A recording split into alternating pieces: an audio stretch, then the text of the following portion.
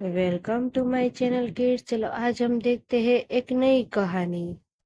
क्या आप जानते हैं भगवान श्री राम का जन्म कैसे हुआ? बहुत समय पहले अयोध्या नगरी में एक महान और धर्मप्रिय राजा रहते थे, राजा दशरथ। उनके राज्य में सब कुछ था, लेकिन उनके जीवन में एक कमी थी।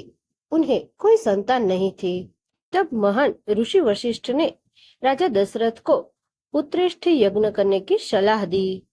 यज्ञ के बाद अग्निदेव प्रकट हुए और राजा को दिव्य खीर से भरा पात्र दिया। राजा दशरथ ने वह खीर अपनी तीनों रानियों कौशल्या, कैकेयी और सुमित्रा को दे दी। फिर एक शुभ दिन आया, रामनवमी, और रानी कौशल्या के घर भगवान श्री राम का जन्म हुआ। पूरा अयोध्या नगर खुशियों से झूम उठा। हर जगह उत्सव मनाया जाने लगा। कुछ समय बाद चारों राजकुमार बड़े हुए, राम, भरत, लक्ष्मण और शत्रुघ्न। राम गरीबों की मदद करते, पशुओं को भोजन देते। उन्होंने दुनिया को सिखाया कि हमेशा सत्य का साथ देना चाहिए, माता पिता का सम्मान करना चाहिए और धर्म के मार्ग पर चलना चाहिए।